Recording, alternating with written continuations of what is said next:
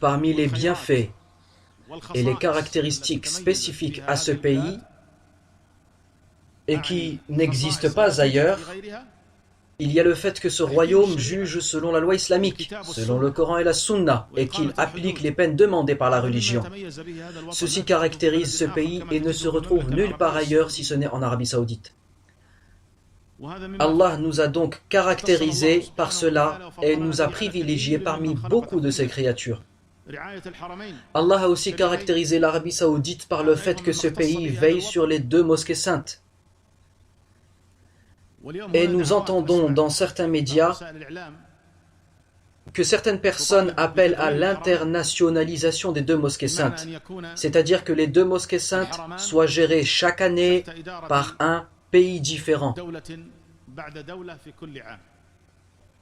Et je n'imagine même pas ce que ferait l'Iran si c'était à son tour de gérer les 2 mosquées saintes. Et que ferait la Turquie aussi si c'était à son tour. Nous louons donc Allah le Tout-Puissant, qu'il ait mis à la disposition des 2 mosquées saintes des dirigeants que nous connaissons comme donnant beaucoup d'importance au monothéisme et à sa mise en pratique. Et seul Allah les connaît parfaitement. Mais aussi à la diffusion de la sunna prophétique, à la suppression des innovations religieuses et sont au service des pèlerins. Ce qui est dépensé pour les 2 mosquées saintes, surtout lors des pèlerinages, équivaut au budget de plusieurs pays. Et même si ces pays s'étaient regroupés, ils ne pourraient pas assurer les dépenses d'une année complète pour la tenue des pèlerinages. Les louanges et la grâce reviennent donc à Allah. Et ceci est un honneur pour nous et nous lui demandons de nous aider dans cette responsabilité et d'aider le serviteur des 2 mosquées saintes, le roi Salman ben Abdelaziz, dans ce qu'il fait, et ainsi que les personnes qui l'assistent à être au service des pèlerins. Et ce qui caractérise aussi ce pays et que l'on ne retrouve pas ailleurs, et que les louanges et la grâce reviennent à Allah, il y a le fait d'ordonner le bien et d'interdire le mal. Et il n'y a pas un seul pays au monde disposant d'un organisme d'État officiel ordonnant le bien et interdisant le mal, et dont le directeur a le statut d'un ministre, comme il est le cas en Arabie Saoudite. Vous aurez beau chercher, mais vous ne trouverez aucun organisme officiel d'État chargé de cela dans un quelconque pays comme il existe en Arabie Saoudite, et à Allah revient la louange. Je vous informe également que les actes interdits ne sont pas seulement interdits sur la terre ferme, mais aussi dans le ciel. Dans la réglementation de l'organisme saoudien de l'aviation civile, il est interdit aux avions étrangers qui passent au-dessus de l'Arabie Saoudite de consommer de l'alcool dans l'avion. Quand ces avions de compagnies étrangères passent donc au-dessus du royaume, ils doivent respecter cette réglementation. Il y a 3 ou 4 ans de cela, un avion d'une compagnie étrangère survola l'Arabie Saoudite et un des passagers insista pour boire de l'alcool. L'hôtesse de l'air l'informa que ceci était interdit car il survolait actuellement le royaume d'Arabie Saoudite. Le passager refusa d'arrêter de boire, ce à quoi l'hôtesse de l'air en informa le commandant de bord qui à son tour en informa les autorités saoudiennes à Jeddah qui lui autorisèrent d'atterrir. Le passager qui insista pour boire de l'alcool avait donc été remis aux autorités saoudiennes et l'avion redécolla. Qui donc obligea aux avions étrangers de respecter cette réglementation, si ce ne sont nos dirigeants dans ce pays? Qu'Allah en soit donc loué et qu'il les récompense de la meilleure des manières. Peu de personnes connaissent ces faits, mais au contraire, on ne les diffuse pas et on n'en parle pas. Ils sont plutôt cachés, alors que ceci fait partie des mérites de ce royaume et de nos dirigeants, dans le cadre du commandement du bien et de l'interdiction du mal. Sachez aussi que la compagnie aérienne nationale saoudienne Saoudia retire 9 sièges dans chacun de ses avions effectuant des vols internationaux dans le but d'avoir de l'espace pour prier dans l'avion. Et peut-être que comme moi, vous vous demandez combien ces sièges devraient rapporter à la base à la compagnie aérienne saoudienne avec tous les vols qu'il y a pendant un an. Et il est certain que ceci devrait normalement lui rapporter des millions de riyals. Et si la compagnie avait voulu, elle n'aurait pas retiré tous ses sièges. Mais vu que ce pays tient à la pratique de la prière et à faciliter les gens à la faire, elle a donc mis à leur disposition ces espaces de prière dans chacun de ses avions et que vous ne trouverez dans aucune autre compagnie aérienne au monde. Et ceci fait également partie des particularités dont se distingue l'Arabie Saoudite. Ce pays se différencie aussi par l'obligation d'appeler à l'islam. L'obligation d'appeler à l'islam. Et ceci est inscrit dans la loi fondamentale du royaume. C'est-à-dire que l'Arabie Saoudite assure l'obligation d'appeler à Allah. Elle a donc appelé ceci obligation, et vous ne trouverez cela dans aucun autre pays l'ayant inscrit dans sa loi fondamentale. Puisse donc Allah en être loué. Ce qui caractérise aussi ce pays, c'est que son drapeau n'est jamais abaissé suite au décès d'une personne importante ou d'un président. Tous les pays du monde mettent leur drapeau en berne quand une personne importante ou un président meurt, si ce n'est l'Arabie Saoudite. Et vous pouvez aussi voir cela devant le bâtiment de l'ONU suite au décès d'un dirigeant. Les drapeaux de tous les pays vont être abaissés si ce n'est celui de l'Arabie Saoudite sur lequel est écrit qu'il n'y a aucun Dieu ayant le droit d'être adoré si ce n'est Allah et que Mohammed est le messager d'Allah. Ce qui différencie aussi l'Arabie Saoudite, c'est que les magasins ferment quand arrive l'heure de prier, et ceci n'existe pas dans un autre pays. Et ce qui particularise aussi ce royaume, c'est qu'il est demandé à l'étudiante saoudienne qui part étudier à l'étranger d'être accompagnée par un homme de sa famille avec qui elle ne peut pas se marier.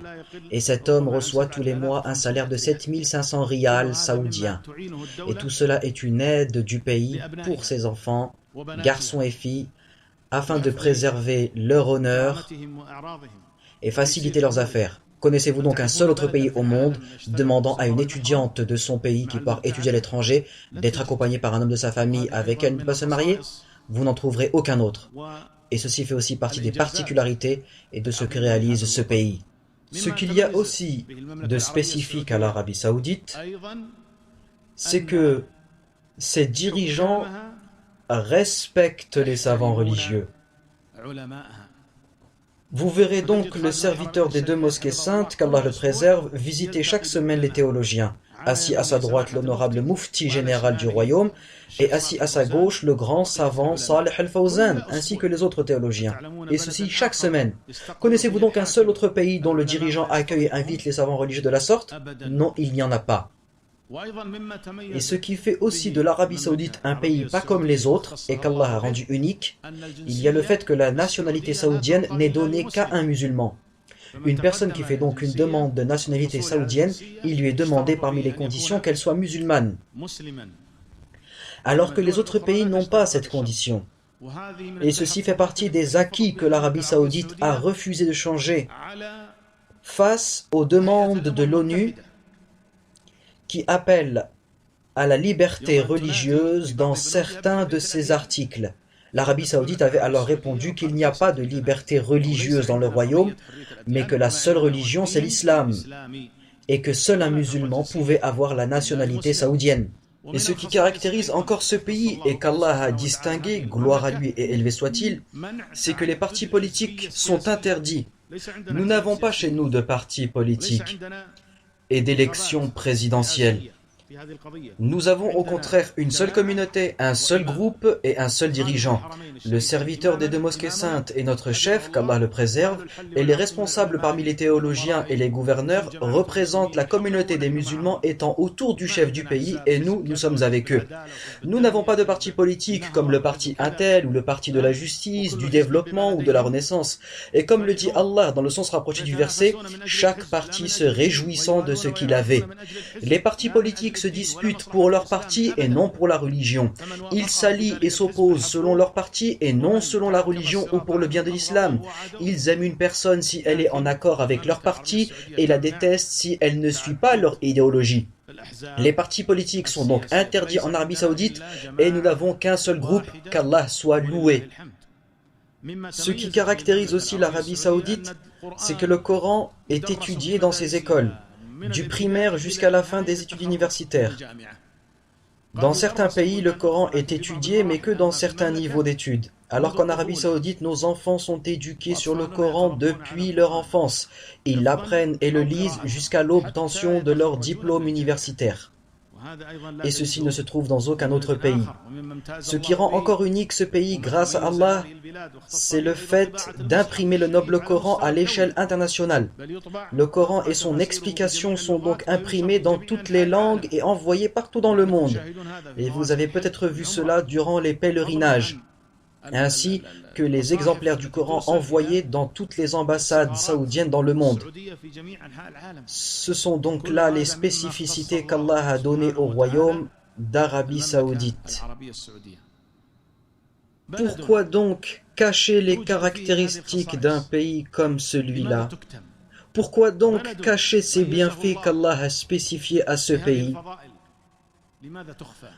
Vous savez maintenant pourquoi l'organisation des frères musulmans cache ce genre de réalisation de l'Arabie Saoudite. Ils ne veulent pas les montrer, ils veulent au contraire parler des points négatifs. Nous ne disons pas que nous sommes parfaits, car oui, nous faisons des erreurs et nous avons des manquements, et ceci concerne tout le monde, nous sommes tous des êtres humains. L'homme fait donc obligatoirement des fautes et a naturellement des manquements, mais passer son temps à parler de ses erreurs et de monter les gens contre leurs dirigeants. Malheureusement, quand vous regardez les réseaux sociaux, et surtout Twitter, vous y verrez cela. Il y a certains mots-clés, hashtags, qui sont lancés dans le seul but de pousser les gens à être contre ce pays, de savoir ce que les gens en pensent et en disent, de les pousser à propager ces erreurs et qu'ils en parlent entre eux.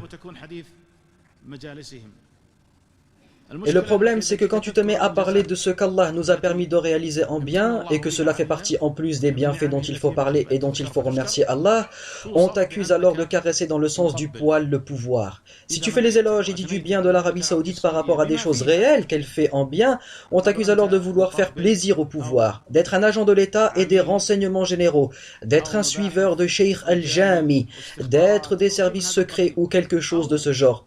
Ou comme nous entendons tout le temps dire, un tel travaille avec l'État. Qui donc a poussé certains des jeunes à réfléchir comme ça? La personne qui dit donc que du bien de cet État est traitée de flatteur et de collaborer avec l'État. Alors oui, je suis avec l'État, et où est le problème? C'est au contraire un honneur pour moi. La personne qui t'accuse donc ainsi, dis-lui que tu es fier de travailler avec cet État et de le soutenir. Mais toi qui t'es écarté de nous, pour qui travailles-tu en fait? Pour la Turquie? Ou pour l'Iran? Ou pour l'organisation terroriste des frères musulmans? Pour qui travailles-tu en réalité? À qui as-tu fait allégeance? Retourne-lui donc la question.